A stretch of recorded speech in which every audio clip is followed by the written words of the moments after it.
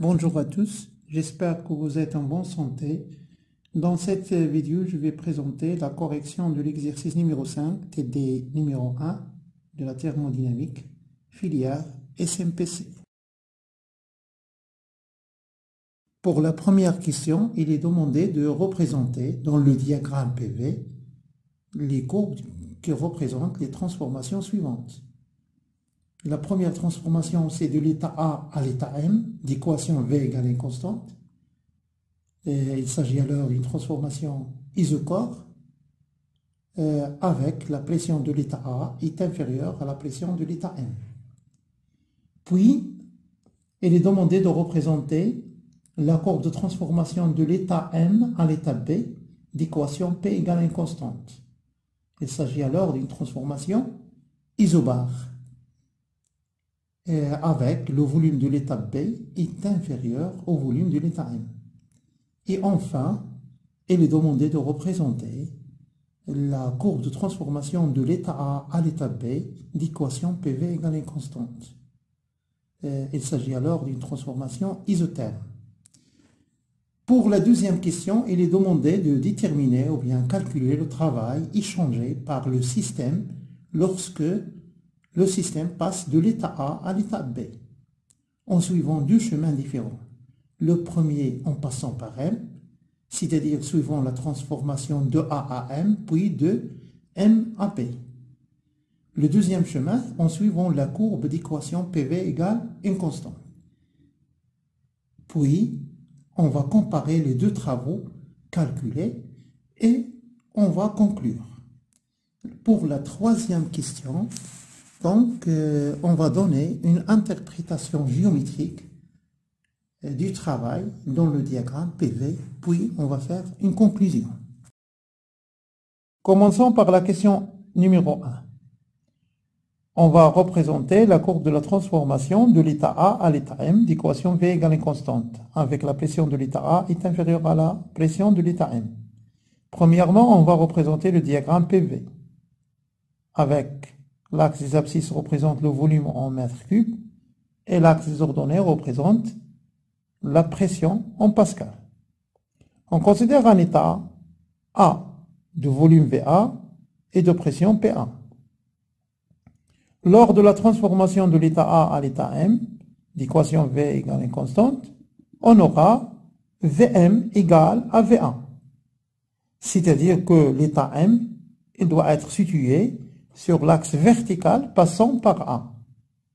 Et comme on a l'état M et possède une pression supérieure à la pression PA, donc M il doit être situé en haut de A sur l'axe vertical passant par A. Et voilà l'état M. Avec le volume de l'état M égal à le volume de l'état A, et la pression de l'état M est supérieure à la pression de l'état A. Et on va représenter la courbe de cette transformation. Il s'agit d'une transformation isochore. On l'appelle aussi un échauffement isochore. Pour un refroidissement isochore, c'est la transformation de M vers A. Il faut noter ça. Maintenant, on va représenter la courbe de la transformation de l'état M à l'état B, d'équation P égale une constante. Comme on a la pression est constante, donc la pression de l'état B est égale à la pression de l'état M. Et alors, l'état B il doit être situé sur l'axe horizontal passant par M. Et comme on a le volume de l'état B est inférieur au volume de l'état M, donc B il doit être situé à gauche de M. Donc ici. Avec le volume de VB est inférieur à Vm. Et aussi la pression de l'état B égale à la pression PM. Donc on représente la courbe de cette transformation. Il s'agit d'une transformation isobare. Maintenant on va représenter la courbe de la transformation de l'état A à l'état B d'équation PV égale une constante. On a PV égale une constante, donc P égale la constante divisée par V. Et alors, la courbe de la transformation de A à B avec PV égale une constante est de forme hyperbole. On va représenter la courbe de cette transformation. C'est ça. Donc, on a représenté les trois transformations de A à M. Il s'agit d'une transformation isochore. La transformation de M à B, il s'agit d'une transformation isobare. Et la transformation de A à B, il s'agit d'une transformation avec PV égale constante, il s'agit d'une transformation dite isotherme. Concernant la question 2.1, on va déterminer le travail changé par le système lorsqu'il passe de l'état A à l'état B en passant par M. On sait que le travail changé par le système lorsqu'il passe de l'état A à l'état B en passant par M égale à la somme du travail échangé par le système lorsqu'il passe de l'état A à l'état M, plus le travail échangé par le système lorsqu'il passe de l'état M à l'état B. On note WAMB, le travail échangé par le système lorsqu'il passe de l'état A à l'état B en passant par M. WAM, c'est le travail échangé par le système lorsqu'il passe de l'état A à l'état M. Et WMB, le travail échangé par le système lorsqu'il passe de l'état M à l'état B. Calculons d'abord le travail échangé par le système lorsqu'il passe de l'état A à l'état M. On sait que le travail élémentaire est donné par la relation suivante. Delta W égale à moins P dV. Donc, il faut bien retenir cette relation. Donc, lors du passage du système de l'état A à l'état M, le travail élémentaire, il doit être égal delta WAM égale à moins P dV. Et comme vous savez, la transformation de l'état A à l'état M est isochore, c'est-à-dire le volume est constant. Donc, dV égale à 0. Et par suite, le travail échangé lors de la transformation isochore à M égale à 0. Donc, WAM égale à 0. Calculons maintenant le travail échangé par le système lorsqu'il passe de l'état B à l'état M. On sait toujours que delta WMB égale à moins PdV. Et lors de cette transformation, on a la pression est constante car il s'agit d'une transformation isobare. Donc, P égale à une constante, égale à Pm, égale à Pb. Et par intégration, on va trouver le travail échangé par le système lors de cette transformation de M à B, qui égale à moins l'intégrale de Pb dV, lorsque le volume passe de Vm à Vb. Tout calcul fait, on va trouver que le travail échangé par le système lorsqu'il passe de M à B égale à Pb facteur de Vm moins Vb. D'où on déduit que le travail échangé par le système lorsqu'il passe de A à B en passant par M égale à Pb facteur de Vm moins Vb.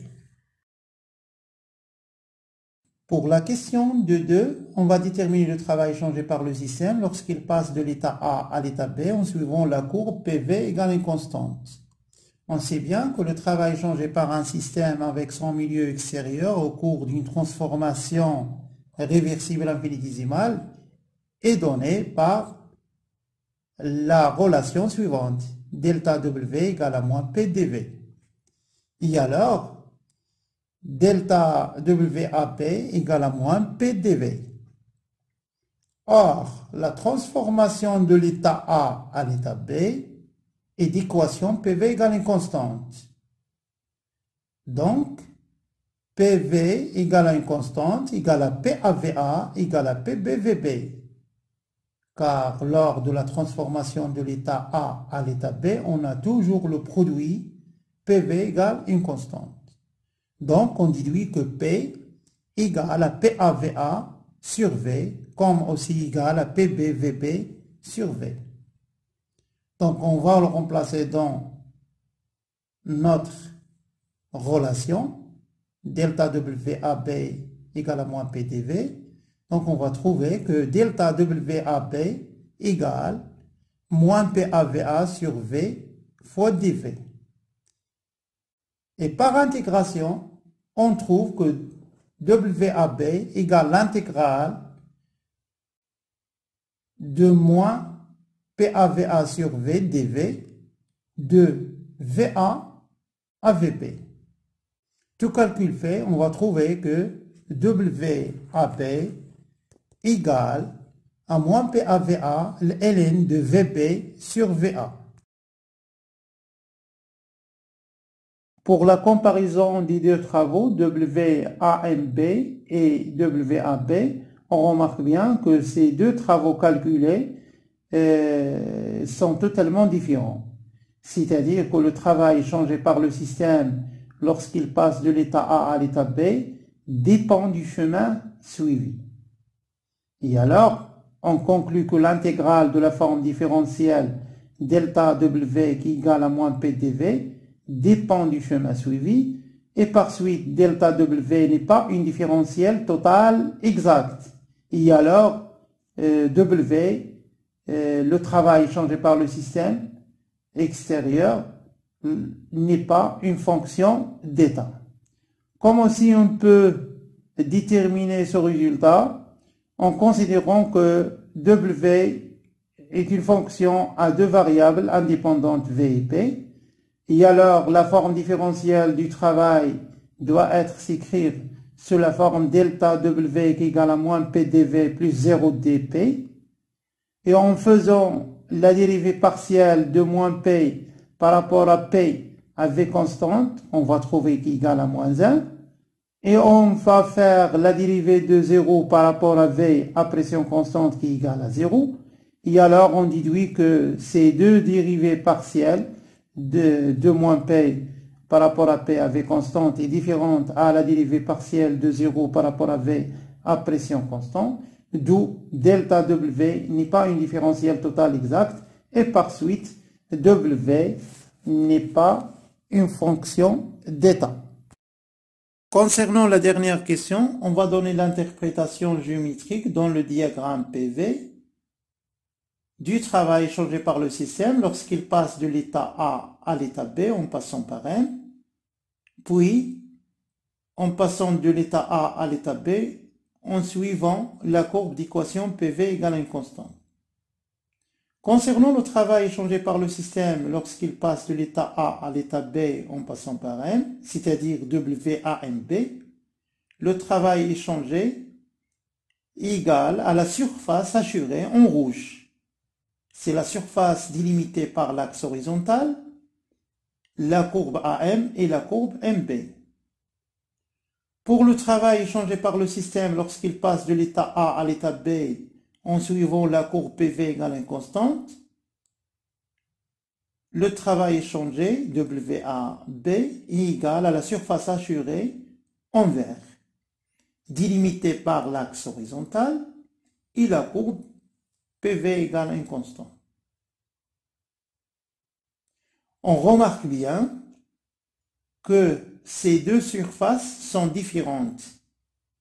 Et alors, les deux travaux sont différents.